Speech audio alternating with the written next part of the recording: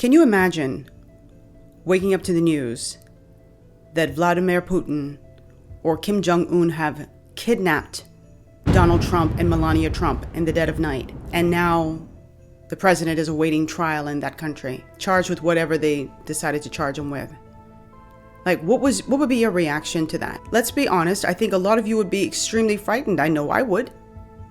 That someone were able to infiltrate your country, extract your president and his wife, the first lady, and leave. Now, before I get started, let me be very clear before someone attempts to twist my words. This episode is not about defending Nicolas Maduro. This is not what this is about. This is about something much scarier than that. And this is about something that I think countries all over the world need to be fearful of. Because the moment a powerful country kidnaps a sitting president, well, the global rules stop being rules and they start being suggestions. And once that happens, no one is safe.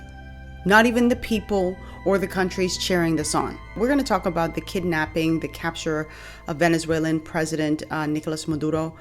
I've got a lot to say, so let's go. Love me or hate me, God knows you made it when he let his eyes on me. No matter where you stand politically, you have to know that this is wrong. The rules are in place for a reason. And you don't get to just break the rules because you have military might and because you have money, you have power. You don't get to just do that. Hello, everyone, and welcome back to the This Bahamian Gyal podcast. My name is Rogan. On my platform, I do social commentary and reaction videos. I encourage my audience to have private conversations in public. So we're told that this is about justice, and this is about accountability, and this is about taking down a dictator. But how you pursue that justice is just as important as who you're pursuing. Because once you get into this place where power replaces the law, then the law doesn't exist. It just becomes whatever that powerful country or person says it is. Because after World War II, and yes, we're going there, the world agreed on one core rule, and it's this: that countries don't get to invade each other just because they want to. And it's not because it's the polite thing to do, like we just don't invade your country. No, it's because they know that without those rules, things are going to escalate in the worst way. That core rule right there is why borders exist, why diplomacy still happens, and why we don't automatically have global wars. So let's talk a little bit about why this is so dangerous. I don't know where you all were. I woke up and I opened up my phone like I usually do, went to CNN, and I just was like, what the hell? Went across other news stations and I just was in shock and fear. I don't know how you all felt about it. And I'm looking at this picture of Maduro sitting here, I think on the plane with his eyes, with the not blindfolded, but like so he couldn't see the glasses or whatever, and his hands, he's handcuffed. And I'm just like immediately thinking this is not good. Let me explain to you why this is so dangerous. Number one, because the United States does not operate in a vacuum. It operates by global rules. That's number one. You don't get to just make your own rule that the world has to abide by. Number two, and this is extremely important here, if America can decide to just go and kidnap a sitting president that it considers to be criminal or to have been engaged in criminality, then what's to stop any other country from doing the same? So what you run the risk of is having countries copy America, but they're not copying the restraint. Russia's going to call it counterterrorism. China's going to call it anti-corruption. Regional powers are going to call it national security. It just goes on and on. And America will have no moral ground to point its finger or wag its finger and say, you can't do that, because they're going to say, but you did it first. The second point why this is so dangerous is because it really destroys, annihilates diplomatic immunity. So I have a love-hate relationship with diplomatic immunity, right? But I understand, because I have to put on my thinking cap, that this isn't about just protecting bad people. It's about keeping those lines of communication open with other countries that you may need. If leaders feel like there's a chance that they're going to be arrested or seized if they leave their countries to come and negotiate with you, they're not going to leave their country. So the communication breaks down. We're not leaving our soil. We're not coming over there because we don't know what you're up to. I don't know if you've been paying attention, but America is not beloved by a lot of nations around the world the way it used to be.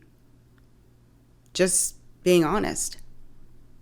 We have always had our enemies, but we're turning allies into enemies as well. You know, last year, Donald Trump basically went to war. That's the best way I could put it. Went to war with Canada, for example. Canada. One of our closest allies, definitely closest geographical allies, they don't really cause any issues, no problems.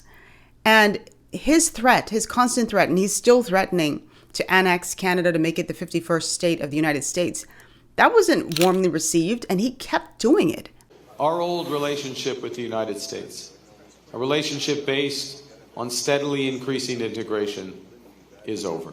Having met with the owners of Canada over the course of the campaign last several months, it's not for sale, won't be for sale ever. Same thing with Greenland. And I'm going to talk about that in an upcoming video. You know, threatening to annex Greenland, a sovereign country, because the United States needs it. We need you, so we're just going to take you. That's some colonialist BS right there. That's like colonialism. We need you. We need that, what you have. We're going to take it. You'll just be a part of us. You don't get to do that. Not to sovereign. Can you imagine China just saying, well, we need the United States, so we're just going to take it. Or North Korea saying, we're just going to take it. You don't get to do that. The people have already expressed that they don't have any interest in being a part of the United States, want nothing to do with it in that way. They want to just be an ally, a friend, and leave it there. Okay? So I mentioned that to say we have our enemies, and it's like day by day, we're making allies enemies. I don't care how powerful you are as a nation. I don't care about your military might or your finances. Those things are significant, yes. But when you're in the center of the circle and you find yourself surrounded by enemies and converting allies to enemies, it's only a matter of time before you fall. And I said this in a previous video last year. Wasn't a sexy video, one of those videos that a lot of people want to click on. But you should definitely take a look at it. I'm going to put it up here in a card. You should definitely watch it afterwards, because I talked about how so many countries who were allies of the United States are sort of like backing away because they don't like the way that America is moving. And so a lot of them are now forming alliances with countries who you would have been like, what are you doing? Particularly the Caribbean, forming alliances with China. China is funding a lot of infrastructure. At some point, you know, they're going to want something. And when you see Donald Trump just going into someone's country and taking what he wants, like I said earlier, you know, you as a country might be cheering this on because you don't like Maduro, but you should stop and like just pause for a second, because your country could be next. He's already made threats against Mexico and Cuba. So a lot to consider. And I'm saying this is a lot to consider because this is exactly why so many U.S. allies need to be fearful about what's going on. Because these same rules that protect Venezuela also protect these small NATO countries. They protect these nations that don't always agree with what Washington, D.C. is saying or doing. That's a scary proposition. It's almost like bullying, because what are you going to do when Big Brother steps into the arena? You know, I'm sure there are a lot of countries that aren't saying anything right now because I think they just want to not be on Donald Trump's radar, especially if you're like a small country. You know, you don't have any military might. You don't have any money. You're so reliant on the United States. A lot of them are going to remain quiet, just hope that he doesn't see me to take my lunch money, you know. But that's why that gave me significant pause. And then what's the next step for Venezuela? You know, you strip them of their president, you leave things in chaos and anarchy, then what? So I'm very honestly terrified about what's going to happen next. And a lot of my friends and colleagues are too. We talk about these things. I was on a bridge yesterday and my mind just started wondering about I'm not trying to give anybody any ideas, but I just was like, my mind was just wondering about like what could happen. Because sometimes we start to think that when incidents like these happen, like we look to external threats, and we don't understand that a lot of times the threats can come right in-house. They're right here already. I have South American friends who are like, the cartel's not going to let that go the way you think it's going to go. They're probably going to try and break them out. I'm like, really? They're like, yeah. So I'm very curious and a bit apprehensive as to see what's going to happen next. All in all, I thought that Donald Trump erred big time in doing that. And I don't know, I don't have any real proof of it, but it's just a feeling. I feel on some level he knows he messed up big time. But he's full of bravado and bluster, and so he can't let that on. But I applaud and appreciate so many people who are speaking out about this. People who are even Trump supporters who are across social media saying, hell no. And let me be clear once again, I don't care for Maduro. I don't like him. If you listen to and read what Venezuelans have expressed about his time in office, like it gives you tremendous pause. It's like I understand why, so many of them wanted to leave the country or have left the country. So this isn't about him.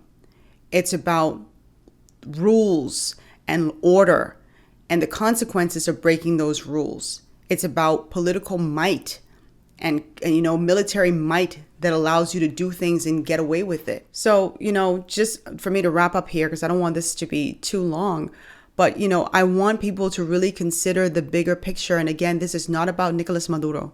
I don't want people who lived under his regime to feel like I am in any way dismissing what he has done or what he has allowed and how your families have been affected. That's not what this video is about. This is about a big country, a country that I care about and I love, but I don't support going into somebody's country and stripping them of their president. There's rules to this, and I'm a rule follower. You have to have order. And so celebrations feel good in the moment because it's like, yes, he was taken down, but then what about the aftermath? What happens next? And not just for Venezuela, but for the world. It cannot be where the rules don't exist just because you have more might. I don't like that. And we don't want to operate in a world, we've been here before, where might equals right. We've seen that many times. Anyway, I watched this. It was so shocking for me. And it was so terrifying because my mind just starts wandering and thinking all the horrible scenarios that could ensue. And it's terrifying. And like I said earlier, I have no doubt. It's just a feeling. I don't have any evidence to prove it. Just a feeling that when Donald Trump is in the privacy of his home and he's sitting down, and he's left the bluster in the negotiating room, I think he's like, oops. And if he hasn't said oops yet, he will. Well, I want to hear from you all, so please drop your comments down below in the comment section. Let me know what you think about what Donald Trump did to Venezuelan President Nicolas Maduro.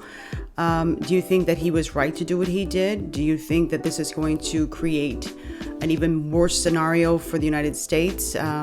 Just share your thoughts down below. I really want to hear from you. And if you are a Venezuelan or South American, I'd certainly love to hear from you because I think you all being in the same region, definitely you have an understanding of the culture, what people might be feeling and thinking. So drop your comments down below. Also, I am going to be discussing Donald Trump's desire to annex Greenland in my next episode. So please, if you're not subscribed to the channel, please subscribe to the channel and turn on the notification bell because I do want to dive into that. We touched on it a little bit in this video, but it's going to be an even deeper dive for the next episode. So thanks so much for tuning in. I really appreciate it. Drop your comments down below. Follow me on my blog, thisBahamianGyal.com. Follow me on Instagram at thisBahamianGyal and on TikTok at thisBahamianGyal TBG. And I will see you next time. Toodles.